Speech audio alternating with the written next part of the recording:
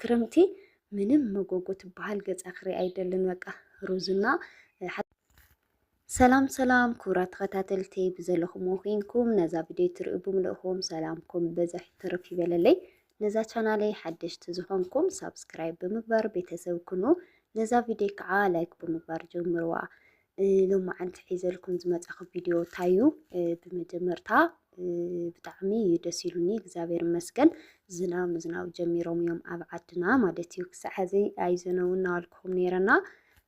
ትማልና በቅድሚ ትማሊ ቅድሚኡ ቆንጆ ማይ ወቂዖሙና እዮም ብጣዕሚ ደስ ይብል እግዚአብሔር ይመስገን ኑሮ ክረምቲ ኣብ ዓድና ክጅመርና ሃለይ ከዓ ከምዚ ትሪእዎ ኣለኹም ይመስል ክረምቲ ብጣዕሚ ደስ ዝብለካ በርግጥ ኣነ በቃ ፀሓይ ነገር የዝፎቲ ከምዚ ደመና ዝናብ ነገር ክኸውን ሃለይ ኣሎ በቃ ደስ ዝብለካ ስሜትና ዘይብለካ ብቻ ኣነ ኣብ ክረምትስ ድብርብር ይብለኒዩ ብዝኾነ ዝናብ ወቕዕ ኣቢሎም ፀሓይ ክኾን ሃለይ ከዓ ብኣንጻር ደስ ዝብል ስሜት ኣለዎ ደስ ይብለካ ንሮብ ዓድና ክረምቲ ዝድብረካ ነገር ታዩ ናይ ዕንጨይቲ ችግር እዩ ናይ ዕንጨይቲ ችግር ወይ ሎም ንግሆ ሓዊ መቃፀሊ ስኢነ ከመይ ከም ዝተሸገርኩ ክነግረኩ በይክእልን ኩሉ ነገር ማይ እንትን ኮይኑ ብጣዕሚ ኢኻ ትችገር ተዘይተዘጋጂኻ ማለት እዩ ወዮ ፀሓይ ነይሮም ከዓሲ ብዙሕ የተዳለውናሉን ፀኒሕና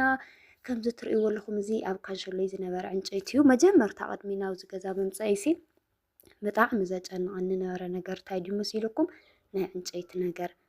ንመጎጎ ማለት እዩ ኣብዚ ዳ ገብርኤል ሰፈር ቆፃሪት የለን ሰብ ናይ ባዕሉ ቆፃሪት እተን ካብ ዝኾነት ቆፃሪት ኢና ኩለና ንጥቀምና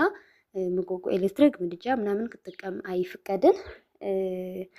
ግን ሕዚ ቆፃሪት ክመፀና ተመዝጊብና ኣለና እግዚአብሔር ይመስገን በዚ ኣጋጣሚ ዳ ገብርኤል ገዛ ዘለኩም ሰባት ቆፃሪት ምዝገባ ተጀሚሩ ስለዝኾነ ደውንጌ እንድየ በርግጥ ሕዚ ክነግረኩም ኣይግባእን ግን ምናልባት ቤተሰብኩም ነጊሮምኩም ይኾኑ ብምባልዩ ዘይተመዝገቡኩም ሰባት እንድሕር ደኣ ሃሊኹም ቆፃሪት ኣብ ቀረባ ግዜ ክመፅዩ ናብ ግለሰባት ስለዝተባሃለ ዳ ገብርኤል ገዛ ዘለኩም ሰባት ንቤተሰብኩም ነጊርኩም ክትምዝገቡ ግበሩ እና ቆፃሪት ዘይምህላው ዳ ገብርኤል ንእሽተይ ድብር ይብለካ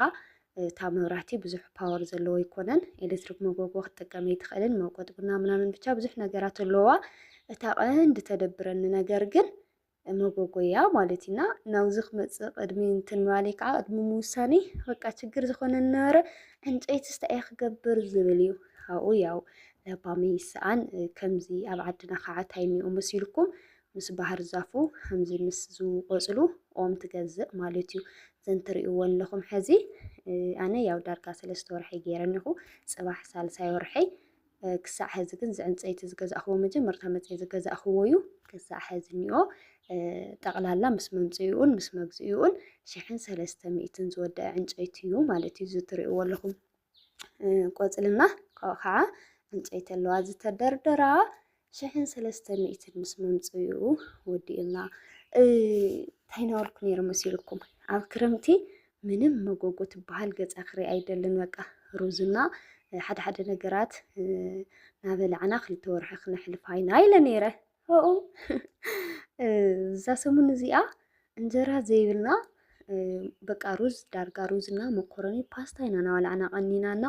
እንጀራ ከመይ ከም ዝናፈቐኒ ነግረኩም ይክእልን በቃ በስማም ምግብ ዝበልዐ ክሳዕ ዘይመስለኒ በቃ እንጀራ ናፊቆዩና ሕዚ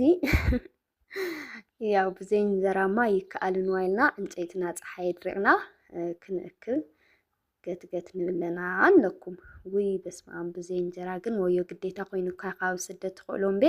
ኣብ ዓድኻ ብዘይ እንጀራ ይከኣልን ምንም ኣይጋግርን የናወልኩ ነይረ በቃ ክረምቲ ተኣትዩ ሓደ ነገራትና ብፍሓምና እናተጠቐምና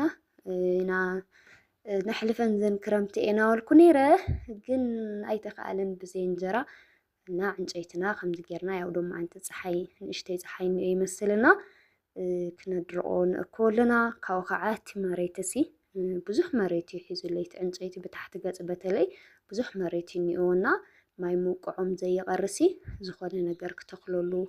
ዝኾነ ነገር ወይ ክዘርአሉ ወይ ክተኽለሉ ሓሲበ ያው እናፀራረኽዎ ኢለ ከምቲ ትሪእዎ ኣለኹም ብዙሕ ቦታ ይሒዙ እዚ ባህር ዛፍ ማለት እዩ ተቐናምጠስ ነዚ ካንሸሎ ንባዕሉ ብጣዕሚ የፅልየሉ ብእውነት ወዮ በቃ ናበይ ክገብሮ ግዴታ ኮይኑ እምበይ ምንም እዩ ደስ ይብለካ ተኸሽሎቲ ክትብሎስ በተለይ ንኳስ ተኮይኑ እዚ ቀላም ጥሰት በቃ ነው ኩሉ ኢሉ ዝርዝሮ ነፅሬ ዝርዝሮ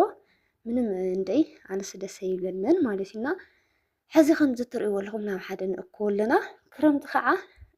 ዘናደካ ነገር ክዳውንቲ ሓፂብካ ክደርቕ ይኽእልን ቀልጢፉ በስመ ኣብ ሕዚ ትማሊ ዝተሓፀበ ክዳውንቲ ነእትዮ ንእሽተይ ካፋ ይመፁ ነእትዎ ከዓ ነውፅኦ ከምኡናና ያው ክሳዕ ሕዚ እኒኦ ምናልባት ሕዚ ከዓ ክደርቕ ተኮይኑ ማይ ተዘይመፅኦም ክደርቕ እዩ ብዝኾነ ናይ ክዳውንቲ ያን ያክል ዘገድስ ኣይኮነን ጥራሕ ዝናብ ይዝነበሉና ማይ ይውቅዑልና እምበር እና ከምዚ ትርእይዎ ኣለኹም ከምዚ ናልና እዚ ዕንጨይቲ ግንስ ንምስዋሩ ብጣዕሚ እናቸገረኒ ነይሩ እሺ ብጣዕሚ መቸገሪ ብፋስ ይልቁረፅ ይመስለኒ እዚ ሓደ ሓደ ንረጎድ ድማ ብፋስ ተዘይኮይኑ ብኢድካ ብዙሕ እሸይ ይብለካን ውይ ግን ሓደ ሓደ ግዜ ስወድስ ክህል ኣለዎ ትብለሉ ሰዓት ኣሎ በቃ ማለት ዋላ ሓብካ ይኹን ዋላ በዓል ገዛካ ይኹን ሲ ብቻ ኣሎ በቃ እንትን ትብለሉ ብራዘረይ ነይሩን እንዲህ ኩሉ ነገረይ ሕዚ ስራሕ ኣትዩ ብዘይንሱ ግን ብዙሕ ነገራት እንትን ትብልና ብዝኾነ ግን ኣወዳት ኣሕዋትና በስመ ኣብ ነበሩና እስኪ እንታይ ድ ሓደ ሓደ ግዜ ጓልሲ ኩሉ ነገር ክትኮን ትኽእል እያ ማዕረ ወዲ እያ ምናምን ዝበሃል ነገራት ኣሎ በርግጥ ጓል ኩሉ ክትክእል ትኽእል እያ ተሓሲባትሉ ግን ከዓ ወዲ ዝገብሮ ዘይትገብሮ ነገራት ኣሎና ክንዲ ወድም ክትመፀይ ትኽእልን ሓደ ሓደ ምናልባት በቃ ማዕረ ወዳት ኢና ምናምን ትብላ ሰባት ኣለኽንና ወዲ ዓርሱ ዝኸኣለ ወዲ እዩ ጓል ከዓ ዓርሳ ዝኸኣለት ባዕላ ጓል እያ ክልቲኦም ነናይ ባዕሎም ዝኾነ ዝኽእልዎ ነገር ኣሎ ዘይኽእልዎ ነገር እውን ኣሎ ብቻ ከምዚ ትርእይዎ ኣለኹም እወይ እዚ ዕንጨይቲማ ክሰብሮ ተበልኩስ ከመይ ድዩ ከምዚ በቃ ልውይ ንኣላኣዊኒ ኣነ ከዓ ብጣዕሚ የፈራሕ ከምዚ ከይወግአኒ ከይነጥረኒ ዝኾነ ዋ እዚ ዕንጨይቲ ግን ልገርመኩም ነገር ፍልሖ እዮም ወዲኦምዎ ብውሽጢ እሺ በስመ ኣብ ዝኾነ ዕንጨይትስ ፍልሖ እንዳለ ፍልሖ በሊዖምዋ ዝተገሪመ ሓንቲ ረጓድ ዕንጨይቲ ሲ ብጣዕሚ እዮም በሊዖምዋ ብጣዕሚ ልገርመካ እዞም ደቃቅም ፍልሖስ ካበይ ሓይሎም ፅኦም እዮም ንዕኡ ንምብላዕ ትብል ብዝኾነ ንእሽተይ ተቆኒዩ ዳርጋ ኩሎም ክበልዕዎ ነይሮም ይኾኑ እዮም ብዝኾነ ኣሕዋተይ ማዕረይ እስኪ ሕዚ ኸ ኣማኽሩኒ እንታይ ክዘርኦ ዝታሕተዋይ ሕዚ ብመዋሮ ኮስኩስና ኩዒትና ዝኾነ ነገር ክዘርኦ ወይ ክተኽሎ ይሓስብ ኣለኹና ከምቲ ናይ ቀዳማይ ዘመኸርኩምኒ ሕዚ እውን ምኽርኩም ኣብ ኮሜንት ፃሓፉለይ ታይሕሽ ማለት እዩ ካብኡ ከዓ ኣሕዋተይ ማዕረይ ብውሽጢ ትፅሕፋለይ ኣለኽን ብዙሓት ኣሕዋተይ ብውሽጢ በተለይ ከዓ ተደጋጋሚ ሕቶታዩ ኣብ ዓድና መፂናሲ ገዛናስ ክንምልኦ ንኽእል ዶ ክንሰርሕ ንኽእል ዶ ስደት መሪሩና ተደጋጋሚ እዚ እዩ ካብቲ ሕቶታት ማለት እዩ እና ዘይምምላሰይ ብጣዕሚ ይቅርታ ንሕድሕድካ ምምላስ ክፅሕፍ ገለ እውን ብጣዕሚ ቢዚ ናኾንኩ ይቅርታ ግን ምናልባት ናይ ካልኦት ኣሕዋተይ እውን ሕቶ ክኸውን ስለ ዝኽእል ሲ ስደት ይርድአኒ እዩ ከምቲ ኩሉ ግዜ ዝብሉ ሲ ኣድካሚ እዩ ኣነ ንባዕለይ ስታይ ገይረ መፅአኒ ክትሪኣኒ ኣለኽን ብጣዕሚ ዘሰልችየካ ግን ሰልችኒ ኢልካ ከዓነ ስራሕ ንሃልየካ ዘይምንዓቕ በቃ ትዕግስቲ ምግባር ዋላ እኳ ተመረረ እንታይ ዝበሃል ዘሎ ጥቕሲ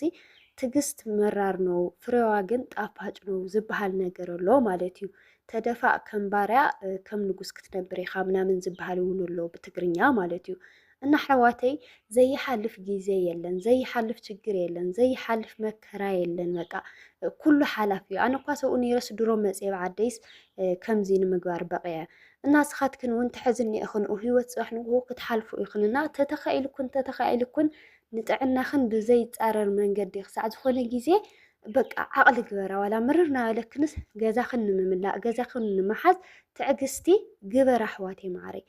ካብ ዓቕምኽን ንላዕሊ ተኮይኑ ከዓነይ ኣብ ዓዶም ኮይኖምስ ገዛ ዘስርሑ ብዙሓት እዮም እኒው እሳቶም ከዓ ብሰብ ክትሪኦም እንታይ እዮም ዝበሃሉ እንታይ ዓይነት ሰባት እዮም ኣነ ብዙሕ ግዜ ዝዕዘቦ ናይ ባዕልቶም ገዛ ዝንጠቢሎም ዘስርሑ ብዙሓት እኒው ኣብ ዓዶም ኮፍ ኢሎም ግን ሰብ እንታይ ይብሎም መሲልኩም ጠማዓት ተጨብጠንያ ቅርሸይ ትወፆምን ኣየስትዩኻን ኣይጋውዙኻን ይበሃሉ ማለት እዩ እና ኣብ ዓድኻ መፂኻ እቲ መጀመርታ ስራሕ ተፈጢርካ ብዓቕምኻ ስራሕ ከይነዓቕካ እንድሕር ደኣ ሰሪሕካ ዓላማ እንድሕር ደኣ ሃልዩካ ካብኡ እውን ኣመና ለዋህ ተዘይኮይንካ ሰብ ክብለኒ ተዘይልካ ኣብ ፕሮግራምካ ዕላማኻ ትኩረት ጌርካ እንድሕር ደኣ ሰሪሕካ ክስራሕ ይከኣል እዩ ኢለ ይልሓስብ ምክንያቱ ብዙሓት ዘስርሑ ገዝኦም ይሪኦም ኣለኹ ብዙሓት ዘስርሑ እኒአው በተለይ ደቂ ተባዕትዮ ሃነፅቲ ዝሃንፁ ገዛ ዝሰርሑ እዙ ናይ ኢድ ሞያ ዘለዎም ካብኡ ከዓ ኣብ ንግዲ ዝዋፈሩ ሰባት ብዙሓት እኒአው በቃ ኣብ ዓዶም ኮይኖም ስደት ከይወፁ ሲ ገዝኦም ዘስርሑስ ብዙሓት እዮም እኒአው ዞም ሓተይ እና እዚኣ የኽብለኩም ዝደሊ ካብኡ ዝተረፈ ግን ኣይትጨናነቑ ነገራት ተቕሊልካዮ ቀሊል ተኺድካዮ ከዓ ከቢድ እዩ እና ናይ ትሕቶታት መልሲ ነዚ ይመስል ግን ብውሽጢ እውን ክምልሰልክን እየ እታ ዝፈልጣና ንሰባት እውን ኣማኺረ ሓቲተ ክምልሰልክን እየ ዘን ኣሕዋተይ ሎማዓንቲ ዝነበረ ቪድዮ ግን ነዚ ይመስል ሰሰናይ ንዓኹም ቻው ብሩኻተይ